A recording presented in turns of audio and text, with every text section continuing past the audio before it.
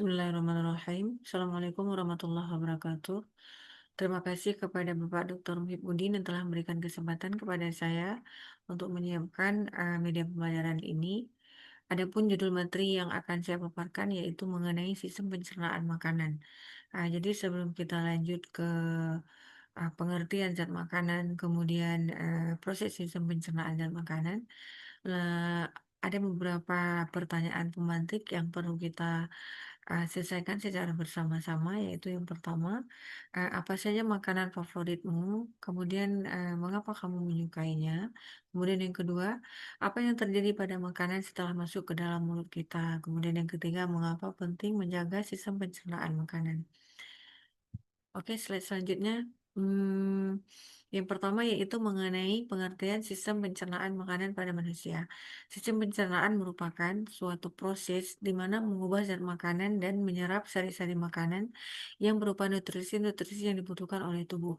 Jadi sistem pencernaan juga akan memecah molekul makanan yang kompleks menjadi molekul sederhana dengan bantuan enzim sehingga mudah dicerna oleh tubuh. Proses pencernaan makanan pada manusia terbagi menjadi 5 macam. Yang pertama ada ingesti, di mana ingesti ini adalah proses menaruh atau memasukkan makanan ke dalam mulut. Ini biasanya menggunakan tangan atau alat bantu, baik itu sendok, garpu, cubit, dan sebagainya. Kemudian yang kedua, proses pencernaan secara mekanik. Nah, proses pencernaan secara mekanik ini terjadi di dalam mulut, di mana proses mengubah makanan menjadi lebih kecil, kemudian menjadi lebih lembut. Proses ini dilakukan secara sadar atau sesuai dengan keinginan kita. Jadi proses pencernaan secara mekanik ini dibantu oleh gigi. Selanjutnya, proses pencernaan makanan secara kimiawi, di mana proses pencernaan secara kimiawi ini dibantu oleh beberapa enzim yang mengubah molekul-molekul zat makanan yang kompleks menjadi molekul-molekul yang lebih sederhana, sehingga mudah dicerna. Jadi proses pencernaan secara kimiawi dilakukan oleh enzim atau dibantu oleh enzim, kemudian ada asam dan air. Jadi proses ini dilakukan secara tidak sadar karena mengaturnya adalah enzim. Kemudian yang keempat terjadi proses penyerapan zat makanan, di mana gerakan nutrisi dari sistem pencernaan ke sistem sirkulator dan limpatik ini melalui proses osmosis, transport aktif, dan difusi. Kemudian tahap yang kelima yaitu tahap penyingkiran, di mana penyingkiran atau pembuangan material yang tidak dicerna atau yang tidak diperlukan oleh tubuh itu akan dikeluarkan melalui proses duplikasi. Selanjutnya ada beberapa zat makanan yang dibutuhkan oleh tubuh.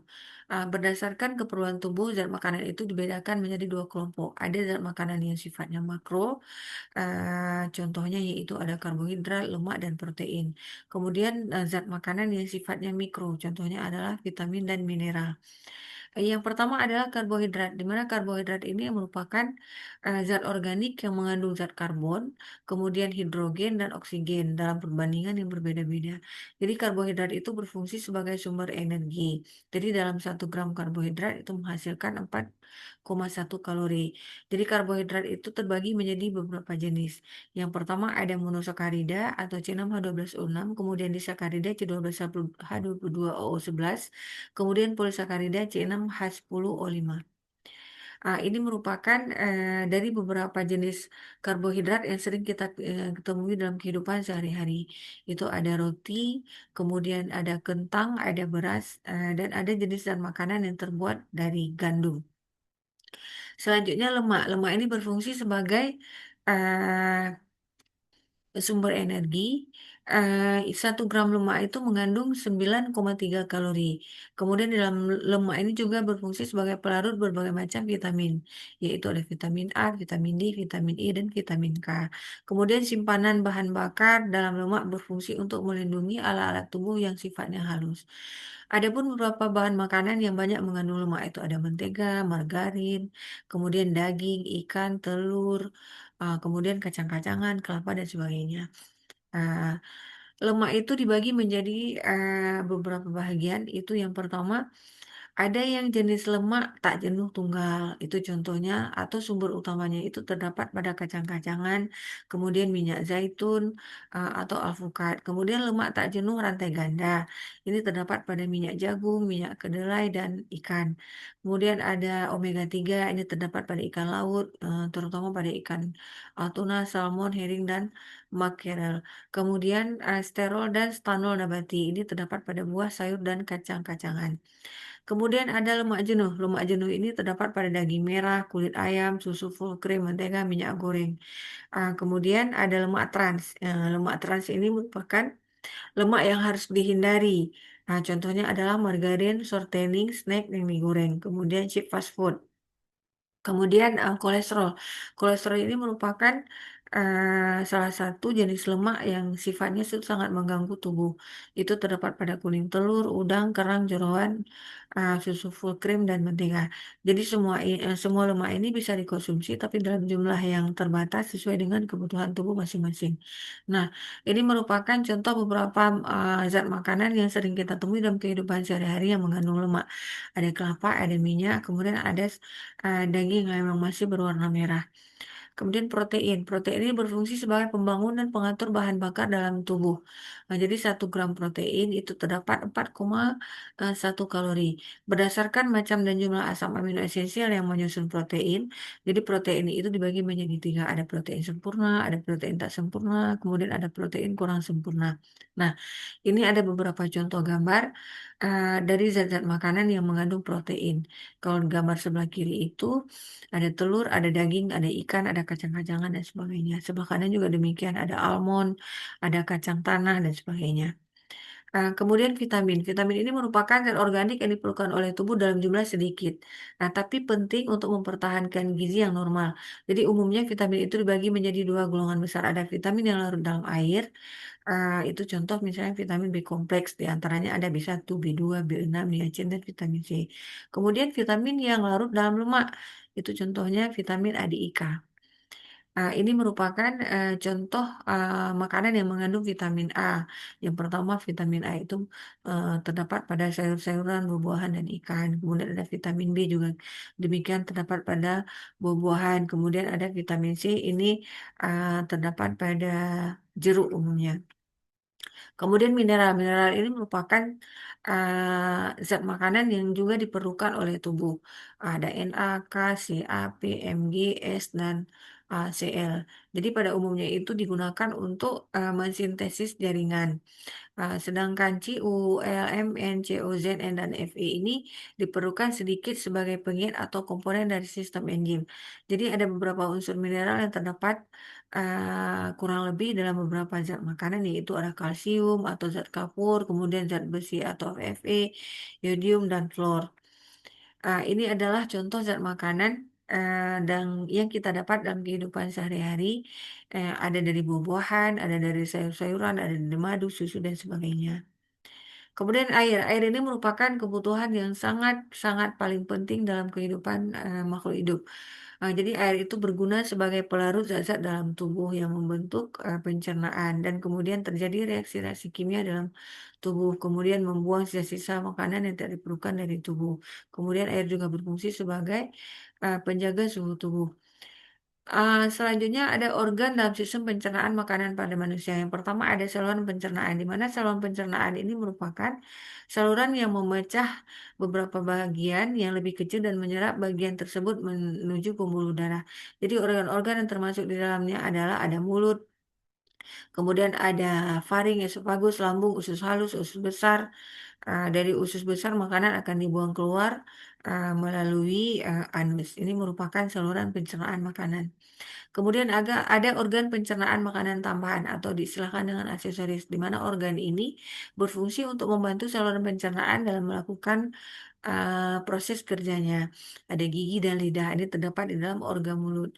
Kemudian ada kantong empedu serta kelenjar pencernaan yang akan dihubungkan kepada saluran pencernaan melalui sebuah saluran.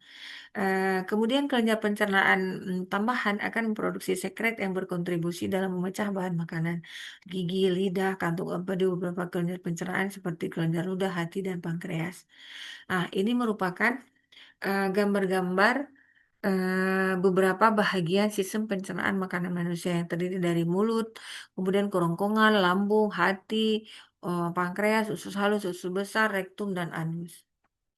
Selanjutnya, organ sistem pencernaan makanan pada manusia yang pertama adalah mulut. Mulut itu merupakan pintu masuk makanan. Di dalam mulut terdapat ada lidah, rongga mulut, kelenjar ludah, dan gigi. Jadi fungsi mulut itu adalah untuk menghancurkan makanan, kemudian mencerna makanan, mengecap dan merasa makanan, dan membantu proses menelan makanan. Jadi di dalam mulut terdapat di dalam mulut terjadi proses pencernaan makanan secara mekanis, dibantu oleh gigi dan lidah, dan pencernaan secara kimiawi dengan bantuan lidah yang mengandung enzim peptidin. Kemudian ini adalah gambar rongga mulut yang terdiri dari beberapa bahagian gigi, kemudian ada langit-langit, gusi, tulang langit, pembuluh darah, saraf langit, kemudian amandel dan lidah. Yang kedua adalah kerongkongan, di mana kerongkongan ini merupakan penghubung antara mulut dan lambung. Jadi kerongkongan disebut juga dengan esofagus. Jadi kerongkongan ini berbentuk seperti tabung dan terdapat otot. Otot pada kerongkongan berfungsi untuk membawa makanan dari mulut ke dalam lambung dengan menggunakan gerak peristaltik, di mana gerak peristaltik itu merupakan gerak meremas-remas makanan. Ini merupakan contoh gambar proses terjadinya gerakan otot kerongkongan pada saat mendorong makanan. Ada makanan masuk dari mulut, kemudian makanan itu didorong menuju ke bagian selanjutnya. Jadi kerongkongan itu dibagi menjadi beberapa bagian. Ada bagian superior yang sebagian besar itu terdiri dari otot rangka. Kemudian bagian tengah yang terdiri campuran otot rangka, ada otot lurik dan otot polos. Kemudian bagian inferior itu terdiri dari otot polos. Selanjutnya adalah lambung. Lambung adalah organ pencernaan yang berfungsi untuk mencerna berbagai zat makanan. Jadi letak lambung itu berada di bawah sekat rongga dada atau di bawah sekat rongga badan. Di dalam lambung terdapat beberapa bahagian yang sangat penting, di mana di dalam lambung itu terjadi proses pencernaan makanan secara kimiawi dengan menggunakan berbagai bantuan enzim. Ada enzim peksin, renin, kemudian lipase, asam lambung. Nah, ini merupakan gambar daripada lambung yang terdiri dari bahagian-bahagian tertentu. Ada kardiak, fundus, vilorus. Jadi di bagian ujung atas lambung yang berbatasan dengan kerongkongan itu terdapat sphincter yang berfungsi untuk menjaga makanan agar tidak keluar dari lambung dan dimuntahkan kembali pada saat kita mengkonsumsinya. Sedangkan di bagian bawah yang berbatasan dengan usus 12 jari itu disebut dengan sphincter vilorus. Kemudian ada usus halus. Usus halus ini merupakan tempat penyerapan sari-sari makanan. Di sini juga terjadi proses pencernaan kimiawi dengan bantuan enzim tripsin, enzim disakarase, enzim erepsin, dan enzim lipase. Sari-sari makanan diserap melalui jonjol-jonjol usus yang disebut dengan villi. Jadi seluruh sari makanan, kecuali asam lemak dan gliserol, itu diangkut melalui vena porta menuju ke hati. Sedangkan asam lemak dan gliserol diangkut melalui pembuluh limpa. Nah, ini adalah gambar usus halus yang di dalamnya terdapat dua denum atau usus 12 jari, kemudian ada duodenum dan ilium. Selanjutnya ada usus besar. Usus besar ini adalah usus yang berfungsi untuk memilah kembali hasil proses pencernaan makanan. Di sini terjadi proses penyerapan kelebihan kadar air dengan jumlah yang besar daripada organ lain dan terjadi proses pemburukan sisa-sisa makanan dengan bantuan bakteri. Jadi di bagian usus besar ini terjadi proses penyerapan kelebihan kadar air. Ini adalah bahagian struktur daripada usus besar. Ada usus buntu, kemudian ada kolon ascendens atau kolon naik, kemudian kolon transversum atau kolon datar, kemudian ada kolon descendens atau kolon turun, kemudian ada rektum, itu tempat penyimpanan feses sebelum dikeluarkan melalui anus. Kemudian yang terakhir adalah anus, di mana anus ini atau dubur adalah penghubung antara rektum dengan lingkungan luar tubuh, di mana anus terdapat otot sphincter yang berfungsi untuk membuka dan menutup anus. Jadi fungsi utama anus ini adalah sebagai alat pembuangan feses melalui proses defekasi atau buang air besar. Nah, ini adalah gambar daripada bentuk anus, di mana anus terdapat otot sphincter, kemudian ada rektum dan vena. Jadi fungsi otot sphincter ini adalah untuk membuka atau menutup anus, sedangkan fungsi rektum adalah untuk menyimpan feses sementara waktu. Kemudian Selanjutnya ada proses pencernaan makanan pada manusia. Jadi proses pencernaan makanan pada manusia ini berlangsungnya pencernaan makanan akan bermula dari mulut sebagai bagian terluar dari rangkaian proses pencernaan. Dari bagian inilah makanan atau minuman akan pertama kali masuk ke dalam tubuh. Kemudian di bagian ini pencernaan mekanik akan dilakukan dengan berlangsungnya proses mengunyah makanan menggunakan gigi. Kemudian pencernaan kimiawi dalam waktu yang bersamaan mulai berlangsung menggunakan enzim ptyalin atau amilase. Proses selanjutnya, makanan yang sudah dihaluskan dengan menggunakan gigi dikunyah akan dibawa kembali ke lambung dengan melalui bagian kerongkongan atau tenggorokan. Dalam hal ini, makanan bisa turun ke bagian lambung karena adanya kontraksi otot-otot bagian kerongkongan atau di situ terjadi proses gerak peristaltik atau gerak meremas-remaskan makanan. Di bagian lambung, makanan akan melalui proses pencernaan kimiawi menggunakan enzim yang berperan mengontrol proses pencernaan tersebut. Jadi beberapa enzim tersebut ada renin, pepsin, HCl, asam klorida, dan lipase. Jadi setelah makanan yang diproses di bagian lambung membutuhkan waktu lebih kurang 3 atau 4 jam, makanan tersebut akan mulai dibawa menuju usus 12 jari. Di bagian tersebut terdapat enzim-enzim berikut yang berasal dari bagian pankreas, diantaranya ada amilase, lipase, dan tripsinogen. Jadi bukan hanya dari bagian ini terdapat pula empedu. Empedu itu dihasilkan oleh hati dan ditampung di dalam kantung empedu. Jadi untuk selanjutnya, empedu ini akan disalurkan ke dalam usus melalui saluran empedu ke usus 12 jari. Dari bagian ini selanjutnya makanan akan dibawa menuju ke usus halus. Di bagian ini terjadi proses pencernaan kimiawi yang melibatkan berbagai enzim pencernaan. Selanjutnya proses akan dilanjutkan pada proses penyerapan atau absorpsi yang berlangsung di usus kosong dan sebagian besar usus menyerap. Untuk makanan yang tidak dicerna oleh usus halus, misalnya seperti jenis selulosa bersama dengan lendir, bagian ini akan menuju ke bagian usus besar menjadi feses. Demikianlah pemaparan materi sistem pencernaan ini khusus pada sekolah tingkat MTS atau SMP. Terima kasih saya ucapkan kepada Bapak Dr. Muhibudin. Assalamualaikum warahmatullahi wabarakatuh.